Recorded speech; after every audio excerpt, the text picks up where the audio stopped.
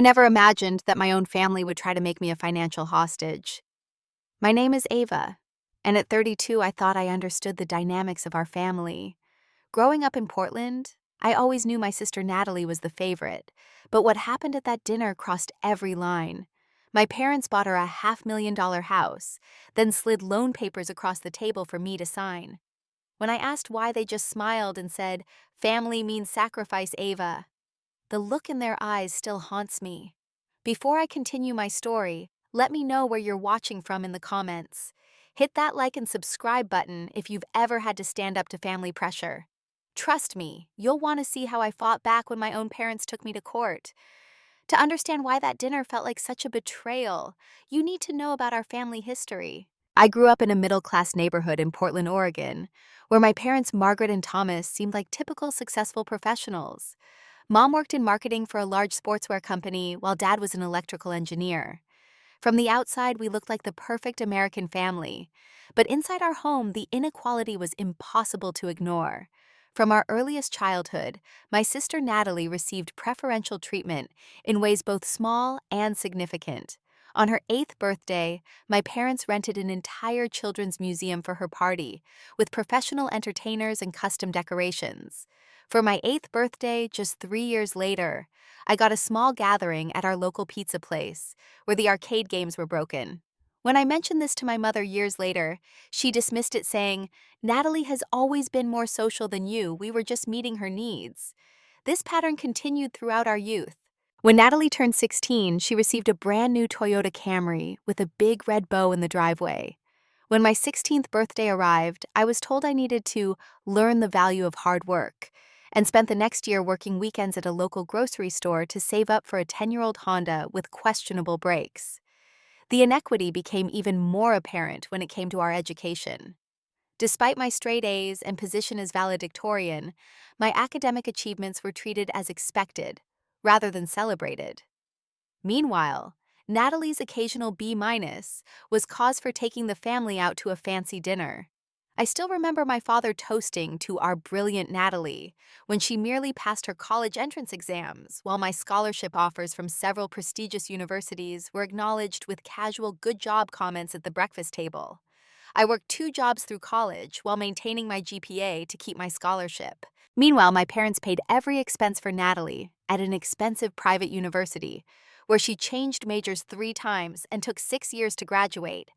When I tried to discuss this disparity with my mother during a rare lunch together, my junior year, she cut me off with, "You've always been jealous of your sister Ava. It's not attractive." After graduation, I built a career as a school counselor, using my psychology degree to help troubled teens navigate their family problems. The irony wasn't lost on me.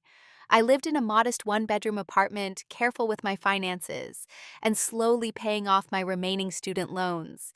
Natalie, with her business degree, bounced between jobs that never seemed to last more than 6 months. Yet somehow, she always had a luxury apartment, designer clothes, and took exotic vacations, all subsidized by our parents' loans that I never saw her repay. Despite everything, I tried to maintain a relationship with my family. I called my parents weekly, remembered birthdays with thoughtful gifts within my budget, and made appearances at family gatherings, where I would inevitably hear about Natalie's latest accomplishment or challenge that required parental intervention. I told myself that family was family, and perhaps someday they would see me as equal to my sister. This approach to our relationship lasted until that fateful dinner, when I finally understood that in my parents' eyes, I wasn't just less favored than Natalie. I was less important as a person, with my financial future being something they felt entitled to sacrifice for her benefit. But I'm getting ahead of myself. Let me tell you about that night when everything changed. The invitation came via text message from my mother on a Tuesday afternoon. "Family dinner Friday at 6. Big news about Natalie. Don't be late." I remember staring at my phone, already feeling that familiar twist in my stomach. In our family, big news about Natalie had historically meant anything from her getting a promotion she would quit within months to my parents funding another of her failed side businesses. Still, I confirmed my attendance and even stopped by a local bakery to pick up dessert on my way there. As a school counselor, I always tell students to approach difficult family situations with an open heart, and I was determined to practice what I preached. When I arrived at my parents' colonial-style home in the West Hills, the table was set with the good china and crystal wine glasses, a sign that whatever the announcement was, my parents considered it significant. Mom answered the door wearing pearls and a designer dress, while Dad was in a button-up shirt I recognized as a Christmas gift from Natalie. "Right on time," my mother said, accepting the bakery box without looking inside. "Natalie just called. She'll be about 20 minutes late. You know how busy she is." I bit back a comment about my own 60-hour work week and followed my parents into the living room where my father handed me a glass of wine. "So what's the big news?" I asked, trying to sound enthusiastic. My father smiled mysteriously. "We'll wait for Natalie before we share. Tell us about your job. Still working at that public school." The way he said public school made it sound like I was volunteering in a war zone rather than working at one of Portland's most well-regarded high schools. I gave them a brief update about a new counseling program I developed for students dealing with anxiety, which my mother interrupted when she heard Natalie's BMW in the driveway. "She's here." Mom rushed to the door like she was greeting a celebrity, rather than a daughter she'd seen 3 days earlier at their regular shopping trip. Natalie swept in wearing a new outfit I'd seen featured in a magazine that cost more than my monthly rent. "Sorry I'm late, everyone. Traffic was a nightmare and I had to take a call from New York." She was between jobs again, but always had important calls to justify her tardiness. Through dinner, my parents peppered Natalie with questions about her job search, social life, and recent vacation to Bali, while I was asked exactly 2 questions about whether I was still single and if I was ever going to buy a place of my own. I answered briefly, used to this dynamic after 3 decades of family dinners. As my mother brought out coffee and the dessert I'd brought, my father cleared his throat. "We have wonderful news to share." He looked at Natalie with undisguised pride. "We've purchased a house for Natalie." I nearly choked on my coffee. "A house?" "Yes," my mother beamed. "That beautiful Craftsman in Irvington that Natalie has had her eye on. We closed on it yesterday." Natalie clapped her hands like a child. "It's perfect. 4 bedrooms, 3 baths, original hardwood floors, and that gorgeous kitchen I showed you, Ava. $500,000 is a steal for that neighborhood." 500,000. I repeated, my voice faint. The number represented an impossible sum on my educator's salary. My father nodded, looking pleased with himself. "The market's only going up, so it's a solid investment." I forced a smile. "That's really generous of you both." My mother waved her hand dismissively. "Family takes care of family." That's when my father reached for a folder on the sideboard, opened it, and slid several official-looking papers across the table toward me. "Speaking of family taking care of family, we need you to sign these, Ava." Confused, I pulled the papers closer. As I scanned the first page, my confusion turned to shock. They were loan papers for $500,000, with my name listed as the borrower. "I don't understand," I said, my voice barely audible. My father cleared his throat. "Well, with our retirement coming up and some investments not performing as expected, we needed to get creative with the financing. The loan's in your name, but of course we'll make all the payments." "Why would you put a loan for Natalie's house in my name?" I asked, still struggling to process what was happening. "Because I've had some credit issues," Natalie interjected casually. "Nothing serious, just some missed payments." My mother reached across the table and patted my hand. "We tried to get the loan ourselves, but with your father's recent health issues and my business downturn, our application was declined. Your credit score is excellent, and you don't have any large debts." "You checked my credit score?" I asked, feeling violated. "Family means sacrifice, Ava," my father said firmly, pushing a pen toward me. "We've sacrificed for you your entire life. Now it's your turn to help your sister." I stared at my parents in disbelief. "You want me to take out a $500,000 loan for a house I won't live in? What happens if you can't make the payments?" "Don't be dramatic," my mother said sharply. "We've always taken care of our obligations." "Then why can't you get the loan yourselves?" I countered. Natalie rolled her eyes. "God, Ava, why do you always have to make everything so difficult? Just sign the papers so I can get my keys tomorrow." I felt like I was drowning. "This is a 30-year commitment. What if something happens? What if you lose your jobs or get sick? This would ruin me financially. Nothing is going to happen, my father insisted, his voice hardening. But if you're so concerned, we can add a clause that Natalie will assume the payments after 5 years when her credit improves. I looked at Natalie. Would you be willing to sign that? Natalie exchanged glances with my parents. I don't think that's necessary. We're family. Family, I repeated slowly. So I should just sign away my financial future because we're family. Now you're getting it. My mother smiled as if I'd finally understood an obvious concept. I pushed back from the table, my hands shaking. I need time to think about this, and probably talk to a financial advisor. My father's face darkened. What's there to think about? We're not asking you to pay anything. You're asking me to be legally responsible for a debt that's more than I'll earn in 10 years, I said, standing up. That's not a small thing. Natalie's voice turned cold. After everything Mom and Dad have done for you, this is how you repay them, by refusing to help me. Done for me? I laughed incredulously. What exactly have they done for me that they haven't done tenfold for you? The room fell silent. I could see the shock on their faces that I would dare question the family narrative. I'm going home, I said, gathering my purse. I can't sign this tonight. If you walk out that door without signing, my father said, his voice dangerously quiet, you'll regret it. I paused at the doorway, tears streaming down my face. I already regret coming here tonight and finding out what you really think of me. As I drove home in tears, I had no idea that this was just the beginning of a nightmare that would eventually lead us to a courtroom where a single question would change everything. The drive home from my parents' house that night remains a blur in my memory. I remember sitting in my car outside my apartment building for nearly an hour, too stunned to move, my mind racing with questions and disbelief. How could they expect me to take on such an enormous financial risk? Had they always seen me as nothing more than a resource to be used for Natalie's benefit? The next morning, my phone began lighting up with messages. My mother, you embarrassed us all with your selfishness. My father, call us immediately to discuss your responsibilities. Natalie, thanks for ruining what should have been the happiest day of my life. Again. I turned off my phone and called in sick to work, something I'd never done before. I couldn't face counseling teenagers about healthy family dynamics when my own family had just tried to commit what I was beginning to suspect was fraud. By mid-afternoon, I felt desperate to talk to someone. I called my two closest friends, Jordan and Samantha, who came over immediately after hearing the tremor in my voice.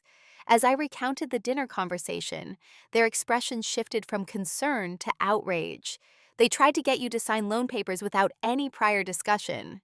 Samantha asked her background in finance, making her particularly horrified. Ava, that's not just manipulative, it could be illegal. You need to talk to a lawyer, Jordan insisted, already searching for referrals on her phone. This is beyond dysfunctional family dynamics. They're trying to put you on the hook for $500,000. The next day, with Jordan's encouragement, I made an appointment with Michael Williams, an attorney specializing in family and financial law. His office was small but professional, and he listened without interruption as I explained the situation. What they proposed is deeply concerning, he said when I finished. At minimum, it's an unethical request. At worst, if they had somehow obtained your signature through deception or forged it, it would constitute identity fraud. They wouldn't forge my signature, I said automatically, then paused, suddenly unsure. Would they? The people who sat across that dinner table from me felt like strangers, not the parents who raised me. I hope not, the attorney replied, but I've seen family members do worse in the name of helping each other. My advice is to put everything in writing.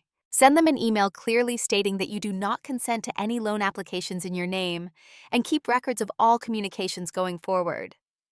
Following his advice, I sent a carefully worded email to my parents and Natalie.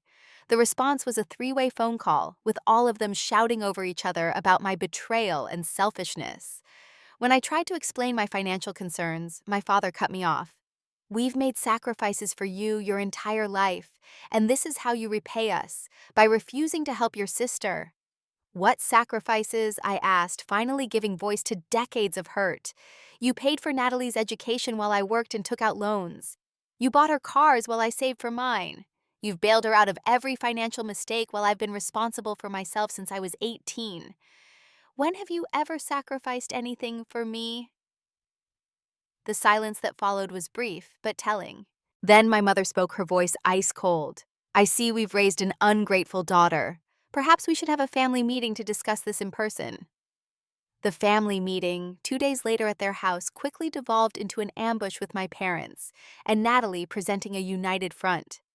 Despite my attempt to calmly explain my position, they talked over me, brought up unrelated childhood incidents to prove I'd always been difficult, and ultimately issued an ultimatum: sign the loan papers or accept that I was choosing money over family. It's not about money, I tried to explain. It's about respect and treating me as an equal member of this family, not a resource to be used. Always so dramatic. Natalie rolled her eyes. It's just a signature. It's not like you'll ever have to pay anything. When I left without signing, my father's parting words were, "You'll regret this decision, Ava. Family is all you have in this world, and you're throwing it away." Despite my refusal to sign, I learned through social media a week later that Natalie had moved into the house anyway. Her Instagram showed photos of her arranging furniture in a spacious living room with the caption, "New homeowner dreams do come true." I wondered how they had managed the financing, and a cold feeling settled in my stomach. I requested a copy of my credit report and was relieved to find no new loans or inquiries beyond the ones I knew about. Whatever they had done, they hadn't used my identity. Yet. The weeks that followed were a lesson in familial exile. My parents stopped returning my calls. Extended family members began reaching out with concerned messages. "Your parents told us about your refusal to help Natalie. Is everything okay with you?" My Aunt Julia's message was particularly cutting. "After all your parents have done carrying you through college and helping with your apartment, you can't sign a simple paper." I realized then that my parents had been crafting a narrative about our relationship that was completely fictional. They had told the family they had paid for my education and housing, taking credit for my own hard work and financial discipline, while painting me as an ungrateful daughter, refusing a small favor. The stress began affecting my work. I found myself losing focus during counseling sessions, thinking about my own family trauma, while trying to help students with theirs.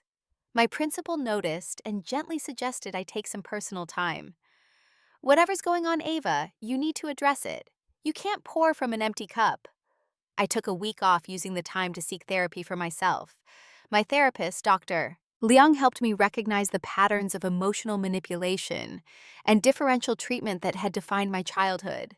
"What you're describing sounds like a family system with a golden child and a scapegoat dynamic," she explained. "It's common but deeply damaging to the child cast in the scapegoat role." Just as I was beginning to process these insights and establish boundaries with my family, my parents escalated beyond anything I could have imagined. 3 months after the dinner, they delivered their ultimate ultimatum via certified mail, a legal notice informing me that if I didn't sign the loan documents within 10 days, they would pursue legal action to enforce what they claimed was a verbal agreement. I immediately called Attorney Williams, who was as shocked as I was. "They're claiming you verbally agreed to sign the loan. Did you ever indicate you would?" "Absolutely not." I insisted. I was clear from the beginning that I wasn't comfortable with the arrangement. "Good," he nodded. "Because without your signature on any document, they have an extremely weak case. But be prepared, Ava. Family lawsuits get ugly fast." I wasn't prepared for just how ugly it would get, or for how quickly my parents would make good on their threat. Exactly 11 days after their letter, while I was meeting with a student in my office at school, I was served with papers for a lawsuit. My parents were suing me for $500,000, claiming breach of verbal contract and family obligation. The school secretary who witnessed the process server hand me the documents looked mortified on my behalf. By afternoon, word had spread through the school, and I received awkward, sympathetic glances from colleagues who had no idea what to say to a guidance counselor being sued by her own parents. That night, alone in my apartment with the lawsuit papers spread across my kitchen table, I finally allowed myself to sob uncontrollably, grieving the parents I thought I had and the family I'd never actually belonged to. But when the tears dried, something else remained, a steely determination that had been building for 32 years. They had pushed me too far, and for once in my life, I wasn't going to sacrifice my well-being for the sake of family peace. I called Attorney Williams and said words I never thought I'd utter. I want to fight this all the way, whatever it takes. Little did I know just how public and revelatory that fight would become, or that a judge's simple question would unravel decades of family secrets and lies. The months leading up to the court date were some of the most stressful of my life. With my modest counselor's salary, the legal fees quickly became a burden. I took on evening work tutoring students to help cover costs, often working 12-hour days before coming home to review legal documents and prepare for my case. Attorney Williams was confident but cautious. Family court can be unpredictable, he warned. Judges sometimes put significant weight on family obligations, even unofficial ones. We need to be thoroughly prepared. I spent evenings researching family law and verbal contracts, becoming something of an amateur legal expert. The basic legal question seemed simple. Could my parents enforce a contract I never agreed to? But the emotional complexities made everything harder. Each time I read their legal filings describing me as ungrateful and failing to meet family obligations, I felt physically ill. Through preparation for discovery, we uncovered something surprising. Despite their appearance of wealth, my parents were in significant financial trouble. My father's company had downsized 3 years earlier, reducing his salary by nearly 40%. My mother's marketing firm had lost several major clients. They had remortgaged their house twice and had maxed out multiple credit cards. The facade of prosperity they had maintained while continuing to fund Natalie's lifestyle had left them financially vulnerable. This explains why they couldn't get the loan in their names, or Natalie's, Williams observed. But it doesn't justify trying to make you liable for it. Meanwhile, Natalie continued posting on social media about renovations to her new house, seemingly oblivious to the legal battle underway. When I saw a photo of a newly installed hot tub with the caption, "Best gift from Mom and Dad ever," I had to resist the urge to throw my phone across the room. As the court date approached, we gathered evidence: the email I'd sent explicitly refusing to take out the loan text messages showing no prior discussion of the arrangement before the dinner witnesses who could testify to my consistent financial independence, and records showing I had paid for my own education and housing, despite my parents' claims to the contrary. We also prepared for the emotional aspects of the case. Williams arranged mock testimonies where I practiced answering aggressive questions without becoming emotional. "They're going to try to paint you as the villain," he warned. "Your job is to stay calm and factual."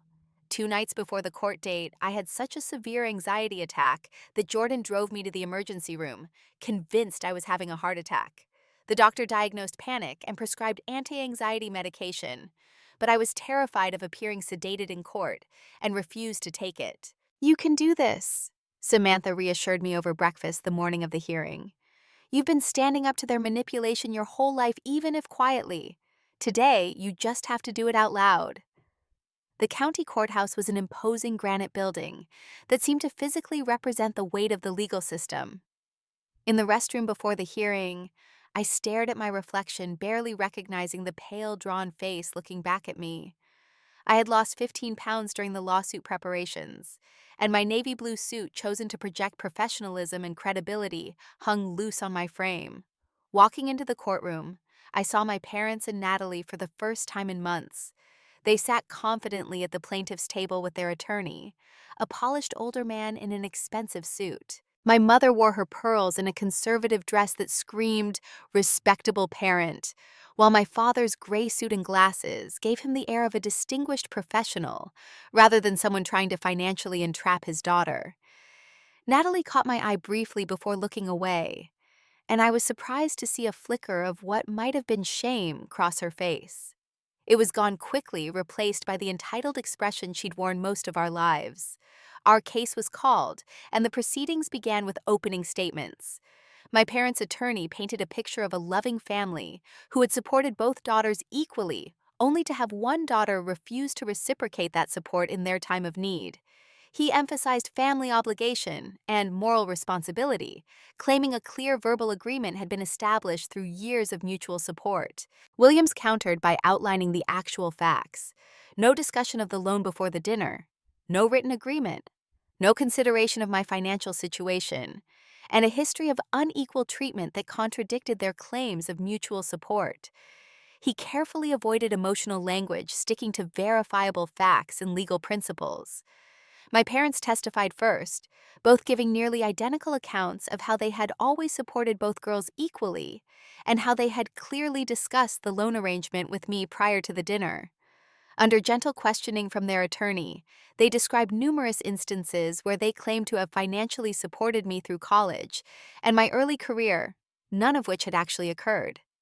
When Williams cross-examined them, he methodically dismantled their narrative, producing my scholarship letters, student loan documents, and tax returns, showing my work history through college. My father grew increasingly flustered as Williams pressed him on inconsistencies in his testimony. Several family friends testified on my parents' behalf, all repeating variations of the story my parents had apparently been telling for years about their generous support of both daughters. I realized with a sinking feeling that my parents had been constructing this fictional narrative long before the lawsuit, perhaps preparing for this moment, or simply justifying their favoritism to themselves and others. When it was my turn to testify, I felt a strange calm descend. After months of anxiety, finally having the opportunity to speak my truth in an environment where interruption wasn't allowed felt almost liberating. I outlined my actual financial history, the lack of support I had received compared to Natalie, and the shock I experienced when presented with loan papers without any prior discussion. My parents' attorney tried to rattle me during cross-examination, suggesting I was motivated by jealousy of my sister and ingratitude toward my sacrificing parents. I maintained my composure, responding with specific facts rather than emotion, just as Williams had coached me. Throughout the testimony, the judge, an older woman with a reputation for no-nonsense efficiency, took detailed notes and asked occasional clarifying questions. She had been inscrutable throughout, giving no indication of which way she was leaning. Then came the moment that changed everything. After both sides had presented their cases, the judge removed her glasses and looked directly at my parents. "Before I make my ruling, I have one question," she said, her voice measured but penetrating. "Mr. and Mrs. Turner, you've testified that you had multiple discussions with your daughter about this loan arrangement prior to the dinner where you presented her with the papers. Can you tell me the specific dates and content of those conversations?" My father looked at my mother, a flicker of panic crossing his face. "Well, Your Honor, it was understood," he began. "I'm not asking what was understood," the judge interrupted. "I'm asking for specific dates when you discussed with Ava that she would be taking out a $500,000 loan for her sister's house." "There were many conversations over the years about family support," my mother interjected smoothly. "Again, that's not what I asked." The judge said, her voice cooler now. "Did you or did you not have specific conversations with your daughter about this particular loan before presenting her with the papers at dinner?" My father cleared his throat. "Not in those exact terms, no." "So there was no prior discussion of this specific financial arrangement before you presented her with loan documents," the judge clarified. "We didn't think it needed extensive discussion," my mother said. "Family obligations are understood." The judge made a note, then turned to Natalie. "Ms. Turner, were you aware that your parents were planning to have your sister take out the loan for your house?" Natalie, who had not expected to be questioned, looked startled. Well, yes, Mom and Dad mentioned it was the plan since my credit wasn't good enough." "And when did they mention this to you?" the judge asked. "About 2 months before they bought the house," Natalie admitted. The judge's eyebrows rose. "So you were informed of this plan 2 months before your sister was told?" "Yes," Natalie said, then seemed to realize the implication. "But I thought Ava knew too." "Did you ever discuss it with her directly?" the judge pressed. "No, I assumed Mom and Dad had." The judge nodded and turned back to my parents. "One last question. Have you ever attempted to use Ms. Turner's financial information for any other purpose without her explicit knowledge?" The silence in the courtroom was deafening. My father's face had gone pale. My mother attempted to salvage the situation. "We may have helped her apply for a credit card once when she was in college." "Your Honor, Williams interjected. We have documentation from the credit bureaus showing 3 credit card applications and an auto loan application in my client's name from periods when she was unaware of these applications. All were denied due to verification issues. The judge's expression hardened as she examined the documents Williams submitted. She looked at my parents with undisguised disapproval. I've heard enough. In that moment, as my parents exchanged worried glances and Natalie stared at the floor, I realized that the judge had uncovered through one simple question what I had never been able to prove: the systematic deception my family had practiced, not just on me, but on everyone around us. Everything was about to fall apart for them, just as my world had crumbled that night at dinner. And despite the pain of the past months, I felt an overwhelming sense of validation as the truth finally came to light. This court finds in favor of the defendant Ava Turner. The judge announced, her voice firm and unequivocal. The plaintiff's claim of verbal contract is dismissed with prejudice. I exhaled slowly, feeling lightheaded with relief. Williams placed a steadying hand on my arm as the judge continued. Furthermore, this court finds the plaintiff's actions deeply troubling. Not only was there no agreement, verbal or otherwise, but the evidence suggests a deliberate attempt to create financial entanglement without the defendant's knowledge or consent. She looked directly at my parents. Mr. and Mrs. Turner, what you proposed to your daughter was not a family obligation, but an attempt to shift your financial liabilities to someone who had no responsibility for them. My father's face had turned an alarming shade of red. My mother sat rigid, her expression frozen in disbelief. The judge wasn't finished. The documented attempts to open credit accounts in your daughter's name without her knowledge are particularly concerning. While that matter is not before this court today, I am recommending that the district attorney's office review this case for potential identity theft charges. Natalie gasped audibly. My parents' attorney immediately leaned over to whisper urgently to them. The defendant is awarded all legal costs related to this matter to be paid by the plaintiffs within 30 days. The judge concluded, then added in a less formal tone, Ms. Turner, the court recognizes the emotional difficulty of standing against family pressure, especially when that pressure crosses ethical and potentially legal boundaries. Your clarity and courage are noted. With a sharp rap of her gavel, it was over. The lawsuit that had consumed my life for months was dismissed, and for the first time an authority figure had acknowledged the manipulation I had experienced throughout my life. As we gathered our papers, William smiled. Congratulations, Ava. That was as decisive a victory as I've seen in family court. Outside the courtroom, local media had gathered. Apparently, a lawsuit between parents and child over a house loan was unusual enough to attract attention. A reporter approached, microphone extended. Miss Turner, how do you feel about winning the case against your own parents? Before I could answer, my parents emerged from the courtroom flanked by their attorney, who quickly announced, no comments at this time, and hustled them toward the elevator. Natalie followed behind them, but paused when she saw me. For a moment I thought she might speak, but my father called sharply, Natalie now, and she hurried after them.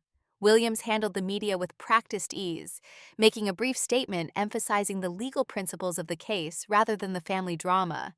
I stood beside him silent, but standing tall, no longer the family scapegoat, but a woman who had successfully defended her boundaries.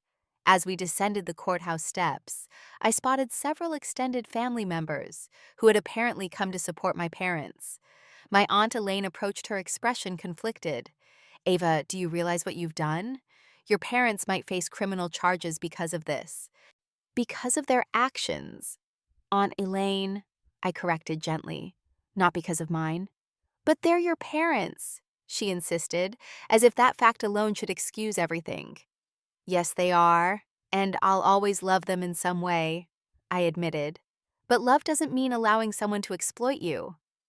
My Uncle Richard joined us, his expression less accusatory than my aunt's. I had no idea about any of this, Ava. The credit card applications, the loan. Your parents told us they were helping you financially all these years. They weren't, I said simply. They never did. As family members gathered in clusters discussing the shocking revelations of the trial, my parents emerged from the courthouse. My father pointed at me, his face contorted with rage. You're no longer our daughter. Do you understand that? After what you've done, you're dead to us. The viciousness of his words echoed across the courthouse plaza, drawing stares from passers-by. My mother didn't contradict him, her silence an endorsement of his declaration. I felt a strange sense of calm as I responded, "I've never really been your daughter the way Natalie has. The difference is now we're all acknowledging it." My father turned abruptly and walked away. My mother hesitated for just a moment, something unreadable flickering across her face before she followed him. Natalie trailed behind them, throwing one last glance over her shoulder at me. Was it regret I saw in her eyes? Confusion? Or just the realization that the family dynamic had irreversibly changed? I watched them go, feeling a complex mixture of grief and liberation. The family I had desperately tried to please for decades was walking away from me, but in doing so, they were finally freeing me from the impossible task of earning love that should have been unconditional. Williams touched my shoulder gently. "Let's get you home, Ava. It's been a long day." Jordan and Samantha were waiting for me at my apartment with takeout food and wine, ready to celebrate the legal victory while helping me process the emotional aftermath. As we talked into the night, I kept returning to the same thought. Winning the case had cost me my family, but it had given me something more valuable, my self-respect. That night in my quiet apartment, I cried for the family I had lost, or perhaps had never really had. But they were cleansing tears, washing away decades of trying to be good enough, worthy enough for people who would never see my worth. What I didn't know then was that the family rupture, painful as it was, would open the door to healing I hadn't thought possible, and to discovering what family truly means. The weeks following the trial were surprisingly quiet. I had expected continued fallout, perhaps angry messages from relatives, or attempts by my parents to appeal the decision. Instead, there was silence. My parents didn't call. Natalie didn't text. Extended family seemed to be processing the revelations from the courtroom and giving me space. This silence created room for something I hadn't experienced in years: peace. Without the constant background anxiety of family dynamics, I began to notice how much energy I had been expending navigating my role as the family scapegoat. Now that energy was mine again.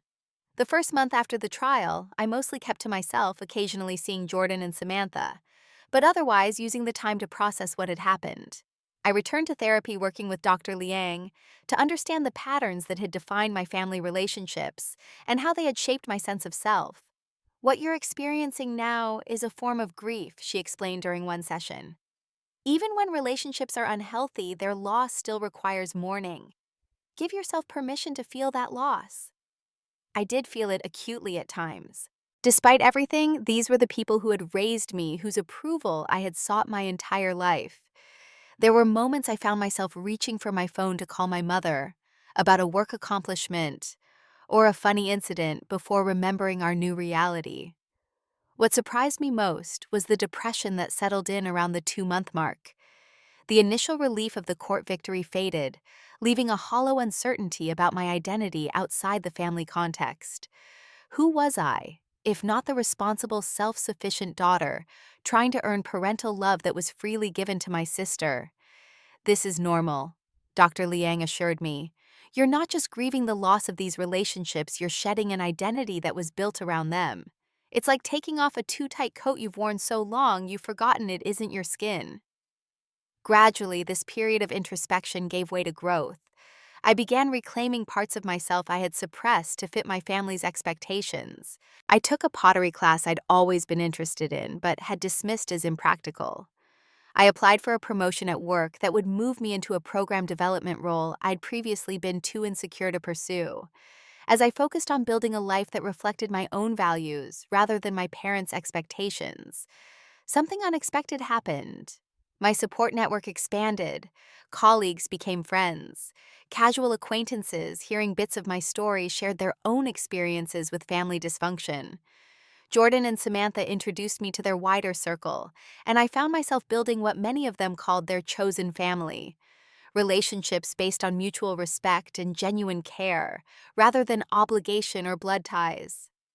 Around the 4-month mark after the trial, I received an email from an unfamiliar address that turned out to be from my Aunt Patricia, my father's sister, who had distanced herself from the family years ago for reasons no one discussed. She had heard about the lawsuit from another relative and wanted to connect. Over coffee at a quiet cafe, Aunt Patricia shared a story that felt eerily familiar. "Your father did the same thing to me when we were younger," she explained. "He was always the favorite, and I was expected to sacrifice for him. When I finally stood up to your grandparents about it, I was cast out just like you've been." For the first time, I understood that the toxic pattern in my family went back generations. My father had been the golden child who grew up to create the same dynamic with his own daughters, perpetuating the cycle. This realization didn't excuse his behavior, but it helped me see it as part of a larger pattern, rather than a personal rejection. 6 months after the trial, I was leaving my newly redecorated apartment for work when I nearly collided with Natalie in the hallway. I froze, unsure how to react to her unexpected appearance. "Hi," she said awkwardly, shifting from one foot to another. I was just about to knock. "What are you doing here?" I asked, neither hostile nor welcoming. "I wanted to talk to you," she said. "Things have been complicated since the trial." I glanced at my watch. "I have to get to work, but I can meet you after if you want to talk." She nodded, and we arranged to meet at a neutral cafe that evening. Throughout the day, I wondered what could have prompted this visit. Was it an attempt at reconciliation? Or had our parents sent her as an emissary to try once again to manipulate me? When I arrived at the cafe, Natalie was already there, looking different than I remembered. The designer clothes and perfect makeup had been replaced by jeans and a simple sweater, her hair pulled back in a casual ponytail. "The bank foreclosed on the house," she said without preamble once I'd sat down. "Mom and Dad couldn't keep up with the payments." I wasn't surprised given what we'd learned about their finances during the trial, but I was surprised by Natalie's matter-of-fact tone. "I'm sorry," I said and meant it. Whatever our differences, I didn't wish homelessness on her. "Don't be," she replied. "It was never really my house. It was just another way they tried to keep me dependent on them." She stirred her coffee slowly. "After the trial, I started seeing things differently. The way they've always treated us, how they set us against each other. I began to understand why you refused to sign those papers." Her admission caught me off guard. I had never expected Natalie to see our family dynamics from my perspective. "Where are you living now?" I asked. "With a friend temporarily. I got a job at a marketing firm, entry level, but it's a start." She looked up at me. "I'm trying to figure out who I am without their support. It's harder than I expected." "I know exactly what you mean," I said, and for the first time in our adult lives we shared a moment of genuine understanding. "I'm not asking for forgiveness," she clarified. "I was awful to you. For years. I let them convince me I deserved everything and you deserved nothing. But I wanted you to know that I see it now, and I'm sorry." We talked for nearly 2 hours, unraveling the competitive dynamic our parents had fostered between us. Natalie revealed that they had often told her I was jealous of her accomplishments, and beauty painting me as resentful, and herself as the victim of my envy, when in reality, they had been systematically prioritizing her needs and dismissing mine. "What about Mom and Dad?" I finally asked. "Are you still in contact with them?" Natalie's expression tightened. "Limited contact. They're struggling financially now that they can't use either of our credit anymore. Dad's talking about bankruptcy. They still don't take any responsibility for what happened, though. They blame you entirely." I nodded, unsurprised. "And you? Do you blame me too?" She considered this for a moment. "I did at first, but now I think you might have done me a favor. For the first time in my life, I'm standing on my own feet. It's terrifying, but it's also freeing." Our relationship didn't magically heal with one conversation. There were decades of hurt between us, patterns that wouldn't be unlearned overnight. But that evening marked the beginning of a cautious reconnection, one based on honesty rather than the roles we had been assigned in our family drama. Nearly a year after the trial, I moved to a new apartment in a quieter neighborhood.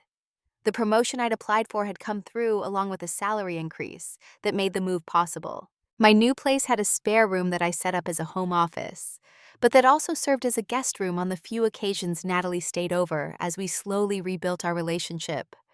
My parents remained distant. I had sent them a letter 6 months after the trial, opening the door to reconciliation, if they were willing to acknowledge the patterns that had led to our estrangement. They never responded directly, though I heard through Natalie that they had read it. On rare occasions when I encountered them at extended family events, our interactions were civil but cool. I no longer expected their approval or validation, and this freedom from expectation gave me a confidence in their presence that I had never felt before. The lawsuit and its aftermath changed me in ways I'm still discovering. I learned that standing up for yourself isn't selfish, it's necessary. I learned that family isn't just about blood, but about respect, support, and mutual care. Most importantly, I learned that my worth isn't determined by others' willingness to see it.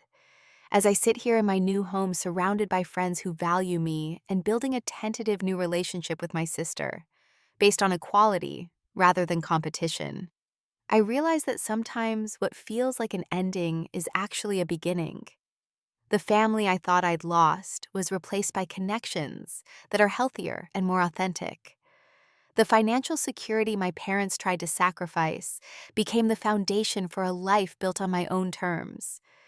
Family does mean sacrifice sometimes, but it should never mean sacrificing your self-respect, your boundaries, or your future. True family lifts each other up rather than using each other as stepping stones. If you're facing similar family pressure or manipulation, remember that you have the right to say no even when it's difficult. You have the right to be treated with respect. And sometimes standing firm is the most loving thing you can do, not just for yourself, but for breaking cycles that have persisted for generations. Have you ever had to stand up to family pressure for your own well-being? Share your story in the comments below. And if this story resonated with you, please like, subscribe, and share to help others who might be struggling with similar family dynamics. Remember, setting boundaries isn't selfish.